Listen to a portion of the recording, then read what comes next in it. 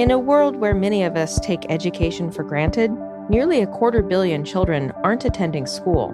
More than half these kids are in places impacted by crisis and might not make it back to a classroom. But like we saw during the pandemic, advances in education tech and AI programs for learning can help students continue to learn, but only if they can access both the tools and internet. This episode, we bring you a conversation with members of the International Rescue Committee, an aid group developing tailored learning experiences for children in crisis. It was taped before a live audience at Europe's largest tech conference, Web Summit, in Lisbon, Portugal. I'm Jennifer Strong, and this is Shift. Now here on the steering column is a device called Auto Cruise. You simply set the speed you want. Self-driving robo-taxis are already on the road in 2 U.S. cities. As the disc rotates, a mirror reflects the light in the way that depends on how the signal was recorded. This is the 100 terabyte I present to you Electro, the Moto Man. Ladies and gentlemen. I would say that one of my greatest skills is my ability to interact with humans.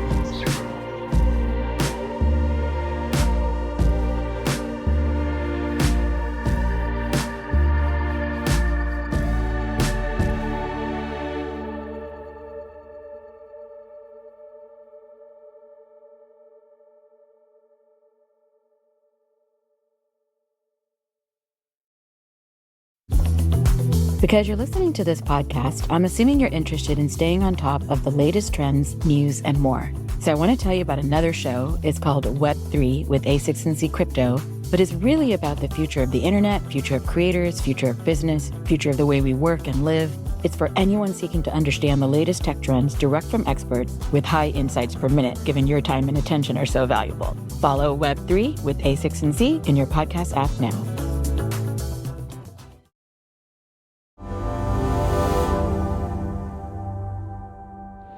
Thanks for being here. My name is Sara Callies. I'm a director, I'm an actor and a writer, and I am here as an ambassador for the International Rescue Committee. Hello, I'm Morena Baccarin. I'm an actor and an IRC ambassador. Hi everyone, really nice to be here. I'm Atish Gonsalves. I lead education technology and AI innovation at the International Rescue Committee, and I also am the founder of an edtech startup called Gamerteca. There may be some here who do not know what the IRC is. Sara, do you want to start us off by just explaining what the IRC does? Absolutely. So the International Rescue Committee was founded in 1933 at the behest of Albert Einstein and others in New York, initially to get the Jews out of occupied France, and then later expanded to all vulnerable people, trying to save them from the Nazi regime. And over the years, we have grown. It's been 90 years now. We're in over 50 countries worldwide. We're one of the largest humanitarian organizations, and our goal is to get there when people need us most and stay as long as they need us. Worldwide right now, we have, 250 million children who are out of school and not receiving an education. So, Morena, do you want to help maybe level set so that we understand the scale of this problem?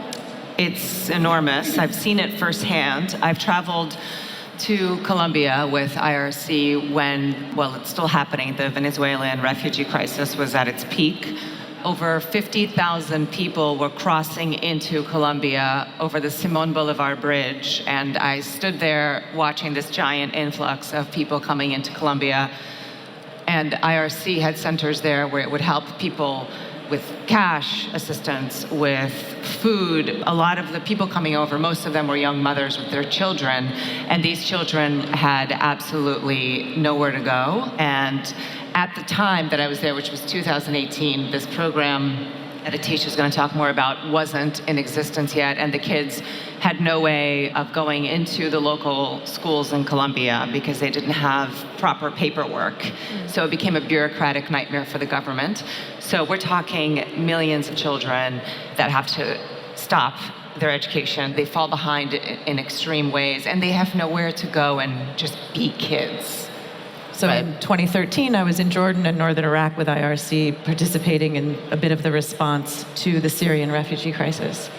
And these situations, as you point out, are just vastly emergent. We had in Domi's camp 3,000 to 5,000 people a day walking across the border with absolutely nothing. And we all remember the pandemic and what it was like to have our kids out of school. this is a situation where these kids are out of school. I mean, this crisis has been going on for 10 years now, and one of the most difficult things to do was to find people who spoke Kurdish, Arabic, and English, to get the books, to get the brick and mortar. That all takes time. Something like Aprendia can be deployed on a device, right? This is often delivered through WhatsApp and devices people already have. And so having seen the size of the challenge, if we stick to the traditional brick and mortar solutions, I think what's exciting is this is a very disruptive technology that allows us not only to make sure that that time between school and education is as short as possible, but it can also be tailored to children who've fallen behind, and tailoring an education to bring them up to grade level, or children who are doing incredibly well and make sure that they're challenged at the current level of learning. So there's an opportunity here for ed tech and AI to help fill this gap, and Atish has been working on some of that. If you want to tell us about some of what you're building. I think you mentioned 250 million children affected by crisis in one way or the other, and that includes both kids who've been in more longer-term protracted crises, so think of like the Syrian crisis, which has been going for years now, or more immediate acute crises. So the impact is still quite severe. So in an acute crisis, there's a big disruption, like we also had with the pandemic. In a more protracted crisis, you've got like overstretched school systems in the countries which are hosting the refugees. But the scale is massive, and this includes out-of-school children. It includes children who are in school but are still not reaching minimum, let's say, standards as well.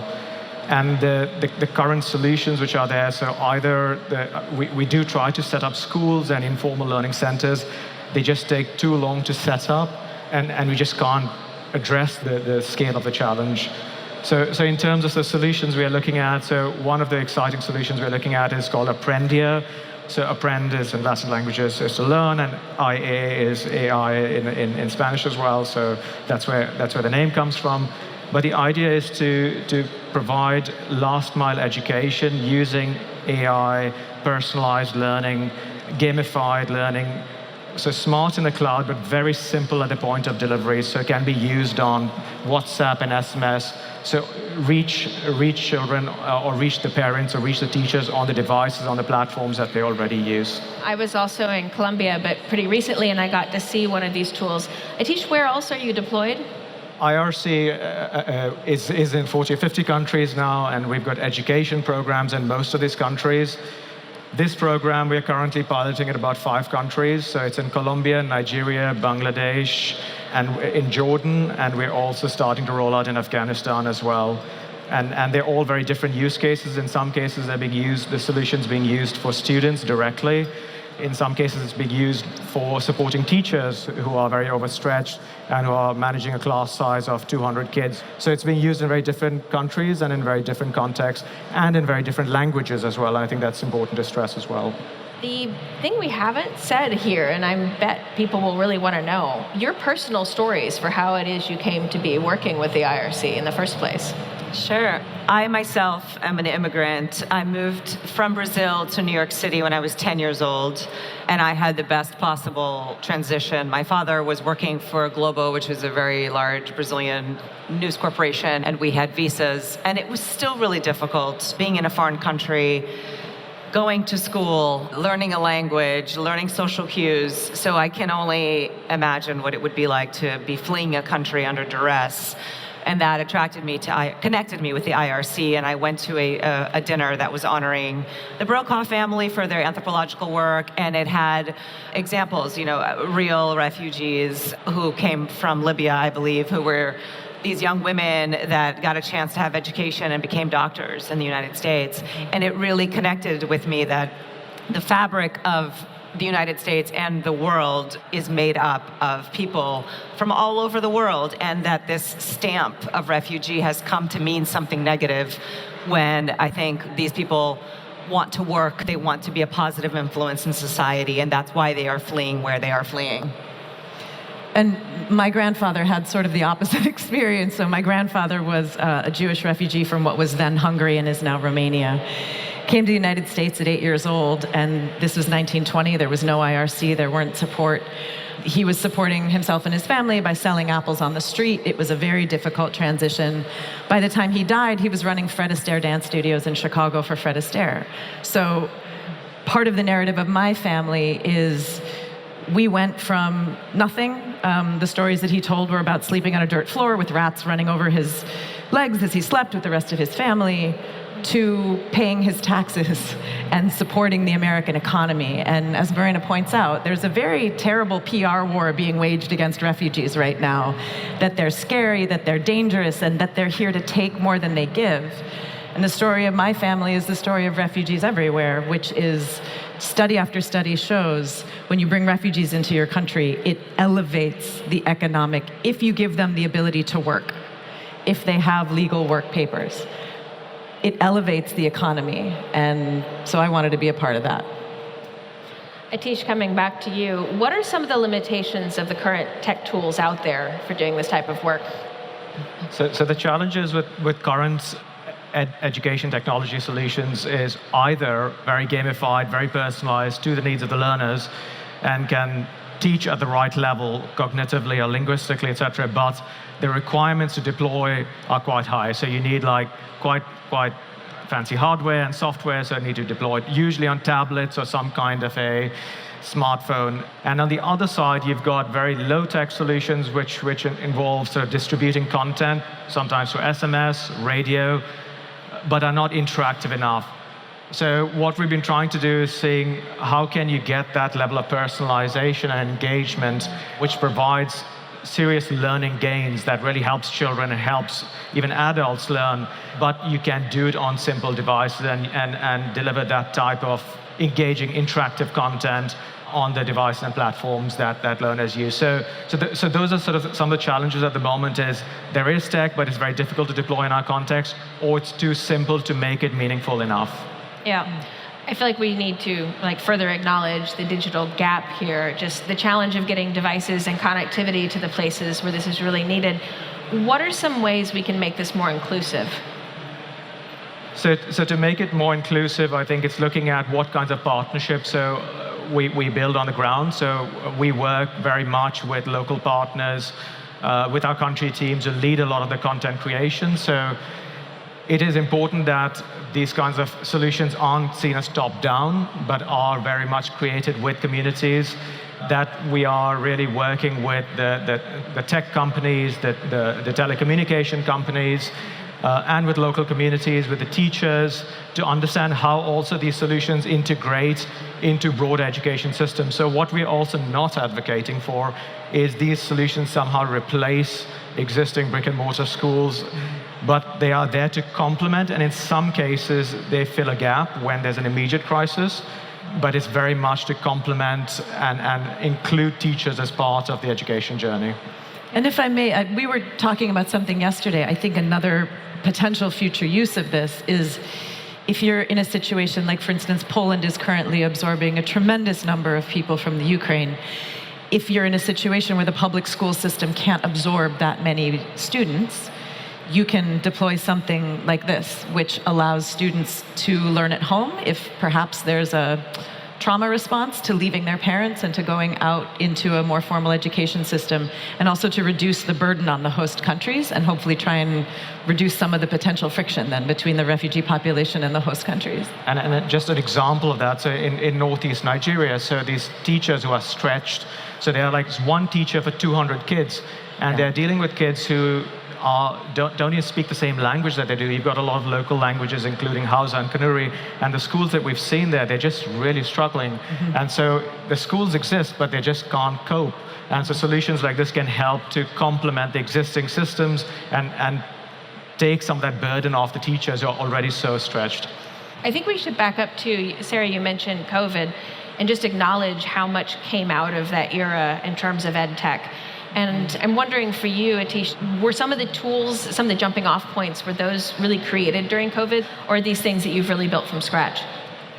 So COVID showed us what's possible. It also showed us some horrible examples of how EdTech can be badly rolled out as well. But it did show that it is possible. Teachers, parents, everyone just adapted and just rolled with it to ensure that there was some level of continuity.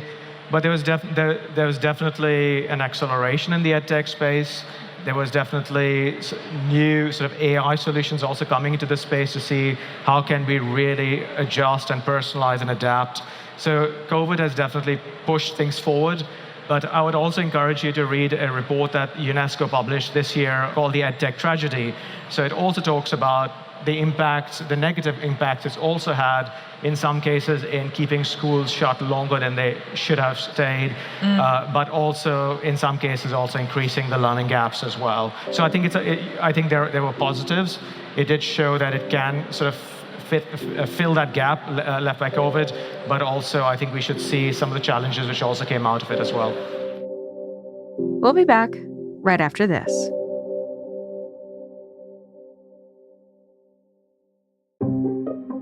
Hackers and cybercriminals have always held this kind of special fascination.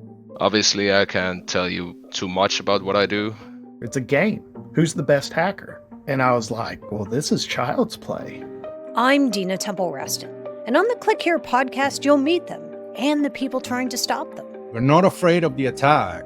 We're afraid of the creativity and the intelligence of the human being behind it. Click Here, stories about the people making and breaking our digital world. AI machines. Satellite. Engine ignition. Click Here. And liftoff. Every Tuesday, wherever you get your podcasts.